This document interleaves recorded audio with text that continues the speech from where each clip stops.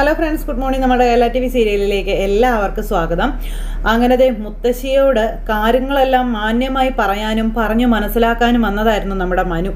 അങ്ങനെ മനു വന്ന് വിവരങ്ങളെല്ലാം പറഞ്ഞു കഴിഞ്ഞപ്പോൾ മുത്തശ്ശിയുടെ ഭാഗത്തു നിന്ന് കേട്ട ചോദ്യം അതും മനുവിനെ ആട്ടിമുടി തിളപ്പിച്ച് കളഞ്ഞു.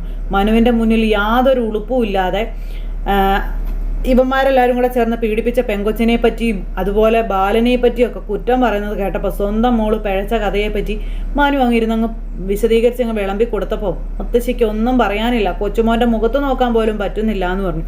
നീ എങ്ങനെയാടാ ഇങ്ങനെയൊക്കെ എൻ്റെ മുഖത്ത് നോക്കി പറയുന്നേ എന്നും മനുവിനോട് മുത്തശ്ശി ചോദിക്കുമ്പോൾ മുത്തശ്ശി പറഞ്ഞതിനുള്ള മറുപടിയാണ് താൻ പറയുന്നതെന്നും പറഞ്ഞ് അങ്ങ് ഇറങ്ങിപ്പോയി. അങ്ങനെ നാണം കെട്ട് മുത്തശ്ശി ഇങ്ങനെ തല കുനിച്ച് അവിടെ അങ്ങനെ ഇരിക്കുക, ചങ്ക് പൊട്ടി കരഞ്ഞുകൊണ്ട്. എല്ലാവർക്കും അവരവരുടെ മക്കളാണ് വലുതെന്ന് മുത്തശ്ശിയും വീണ്ടും വീണ്ടും തെളിയിക്കുന്നു. എന്തായാലും ഈ ഒരു ഇത് കഴിഞ്ഞിട്ട് മനു ആണെങ്കിൽ നേരെ പുറത്തേക്ക് ഇറങ്ങിച്ചെന്നപ്പോൾ കമല ചോദിച്ചു, എന്തിനാണ് ആ തള്ള നിന്നെ വിളിപ്പിച്ചതെന്ന് ചോദിച്ചു. അപ്പോൾ എന്തിനാണോ വിളിപ്പിച്ചത് അതിനുള്ള മറുപടി ഞാൻ കൊടുത്തിട്ടാണ് വന്നത്. ഇനി അമ്മയ്ക്ക് അറിഞ്ഞേ തീരുമെന്നുണ്ടെങ്കിൽ അമ്മ കയറി നോക്കിക്കോളാൻ പറഞ്ഞു, ചെന്ന് ചോദിച്ചോളാനും പറഞ്ഞു. അതും പറഞ്ഞു മനു അങ്ങ് കയറിപ്പോയി. അപ്പോൾ മനുവിന് ഇനി ഇവിടെ നിൽക്കാനാണെങ്കിൽ തീരെ പറ്റുന്നില്ല. കാരണം മനുവിന് ഭയങ്കരമായിട്ട് മെൻ്റൽ സ്ട്രെസ്സ് ഭയങ്കരമായിട്ട് ഉണ്ടാവുക.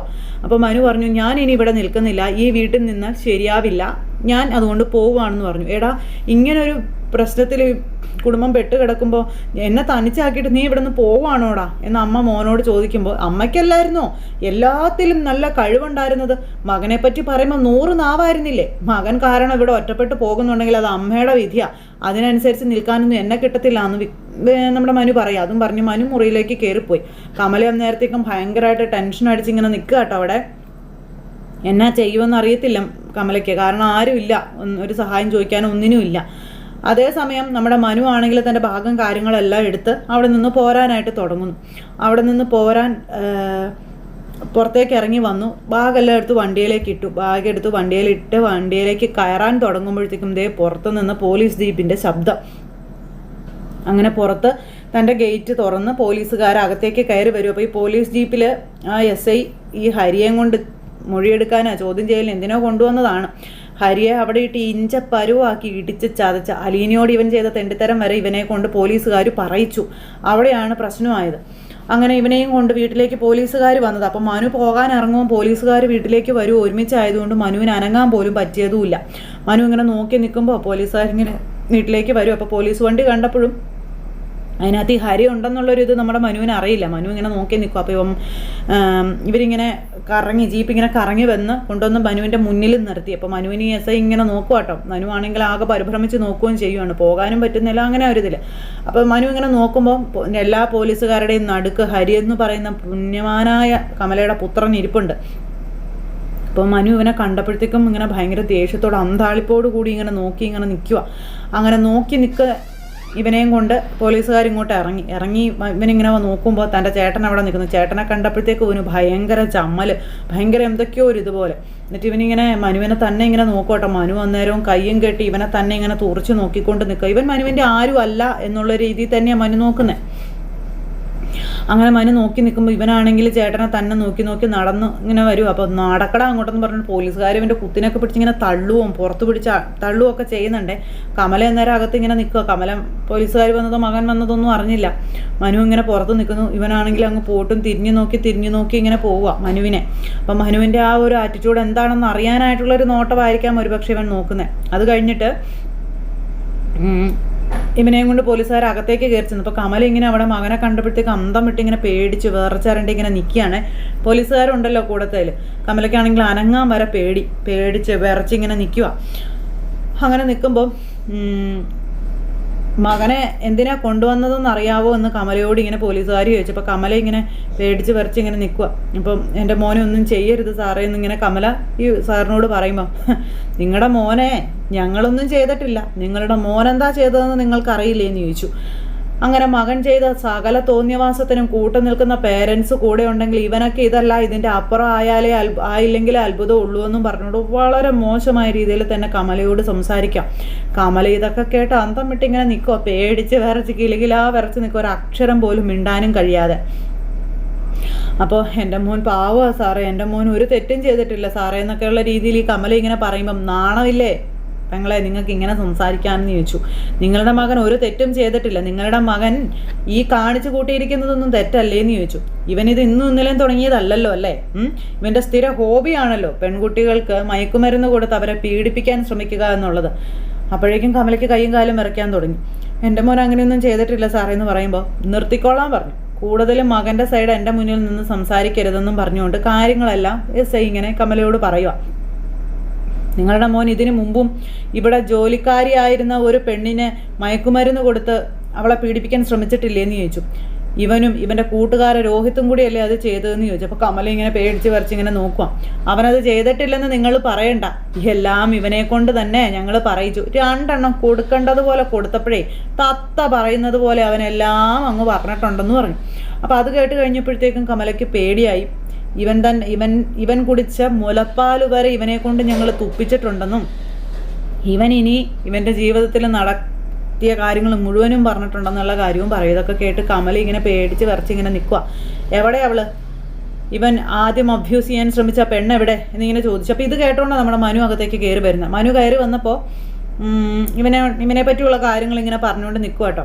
അന്നേരത്തേക്ക് മനു കയറി വന്നിട്ട് പറഞ്ഞു, ആ പെൺകുട്ടി ഒരു തെറ്റും ചെയ്തിട്ടില്ല സാറേ എന്നിങ്ങനെ പറയുകയാണ്.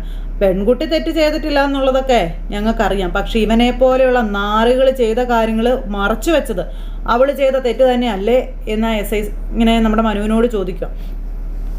ഇവൻ തെറ്റ് ചെയ്തിട്ടുണ്ടെങ്കിൽ ഇവനെയാണ് സാർ ശിക്ഷിക്കേണ്ടതെന്നുള്ള കാര്യമൊക്കെ പറഞ്ഞു. മനു ഇങ്ങനെ പറയും, ഇവനൊന്നും ഒരു പരിഗണനയും കൊടുക്കരുതെന്നും പറഞ്ഞു മനു ഇങ്ങനെ പോലീസുകാരോട് ഇങ്ങനെ പറയാം. അപ്പോൾ അതൊക്കെ കേട്ട് കഴിഞ്ഞപ്പോൾ പോലീസുകാർ, അനിയാ അത് നിങ്ങൾ പറയാതെ തന്നെ ഞങ്ങൾക്കറിയാമെന്ന് പറഞ്ഞു മനുവിനോടും വളരെ മോശമായ രീതിയിലാണ് സംസാരിച്ചത്.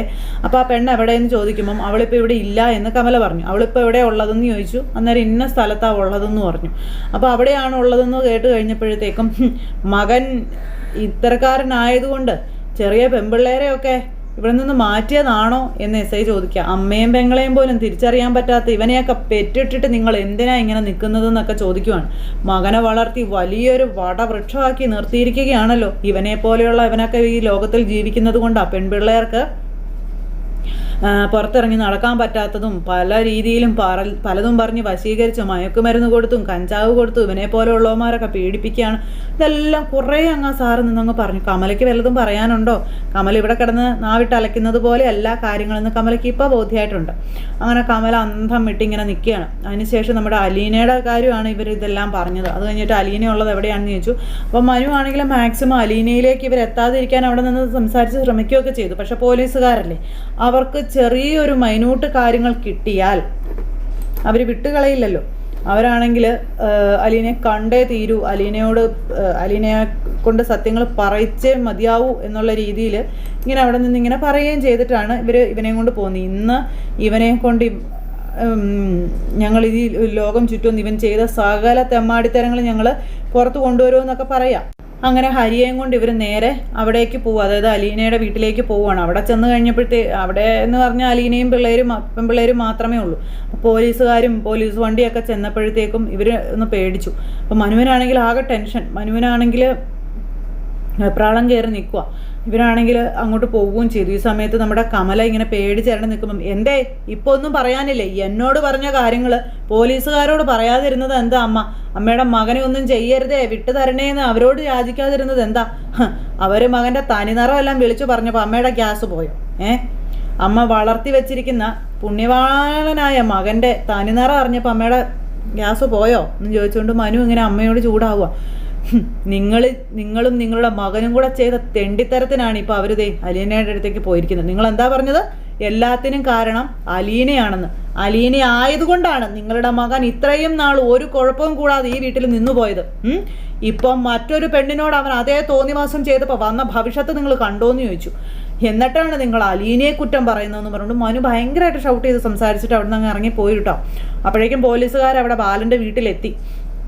അപ്പോൾ പോലീസ് വണ്ടിയും കാര്യങ്ങളെല്ലാം കണ്ടു കഴിഞ്ഞപ്പോഴത്തേക്ക് അലീനയ്ക്ക് ആകെ വല്ലാതെയായി. അപ്പോൾ അലീനയെ ഓർത്തത് ഈ രോഹിത്തിനെ കൊണ്ട് തെളിവെടുപ്പിനും മറ്റൊന്നും വരുന്നതാണെന്നാണ്. അതിന് മുന്നേ സാധനങ്ങളെല്ലാം അലീന മാറ്റിയായിരുന്നല്ലോ. അങ്ങനെ അലീനയാണെങ്കിൽ ഇറങ്ങി ചെല്ലുന്നു. അപ്പോഴത്തേക്കും ബബിതയും നമ്മുടെ കൃഷ്ണയൊക്കെ ഇറങ്ങി ചെന്നു. ഇവരിങ്ങനെ നോക്കുമ്പോൾ ഹരിയെയും കൊണ്ടാണ് പോലീസുകാർ വരുന്നത്. ഇത് കണ്ടപ്പോഴത്തേക്ക് അലീനയ്ക്കൊക്കെ പേടിയായി, ഇവനെയും കൊണ്ട് എന്തിനാ ഇങ്ങോട്ട് വരുന്നത്? അപ്പോൾ അലീനയ്ക്ക് ചെറിയൊരു ഇതായിട്ട് അലീനയ്ക്ക് മനസ്സിലായി. നീയാണോടി അലീന എന്ന് അലീനയെ കണ്ടപ്പോൾ മെസ്സേജ് വെച്ചു. അപ്പം ഞാനാണ് സാർ അലീന എന്ന് അലീന പറഞ്ഞു. അങ്ങനെ അലീനയോട് ഇവർ ചോദ്യങ്ങളെല്ലാം ചോദിക്കാനും മനു ഓടിയെത്താനും ഒക്കെയുള്ളൊരു സാഹചര്യങ്ങളും കാര്യങ്ങളൊക്കെ കാണിച്ചുകൊണ്ടാണ് നമ്മുടെ ഇന്നത്തെ കഥ വരാനിരിക്കുന്നത്. അപ്പോൾ ആരും തന്നെ മിസ് ചെയ്ത് കളഞ്ഞേക്കരുത് കേട്ടോ. എല്ലാവരും കാണണേ. എല്ലാവർക്കും നല്ലൊരു ദിവസം ആശംസിക്കുന്നു. അതോടൊപ്പം നമ്മുടെ ചാനൽ ആദ്യമായിട്ട് കാണുന്നവരുണ്ടെങ്കിൽ ഒന്ന് സബ്സ്ക്രൈബ് ചെയ്തേക്കണേ. തൊട്ടടുത്ത് കാണുന്ന ബെൽബട്ടൺ അമർത്തി കഴിഞ്ഞിട്ടുണ്ടെങ്കിൽ നമ്മുടെ വീഡിയോസ് എളുപ്പത്തിൽ കാണാൻ കഴിയുന്നതായിരിക്കും. അപ്പോൾ നമ്മുടെ ഡയലോഗുകളിൽ ചെറിയ ചെറിയ മാറ്റങ്ങളൊക്കെ ഉണ്ടായാലും ഇന്നത്തെ എപ്പിസോഡ് ഇത് തന്നെയാണ്. അപ്പോൾ എല്ലാവരും കാണുമെന്നുള്ള പ്രതീക്ഷയോടെ, മിസ് ചെയ്യില്ല എന്നുള്ള പ്രതീക്ഷയോടെ നിർത്തുന്നു. എല്ലാവർക്കും tata, see again, take care, bye by.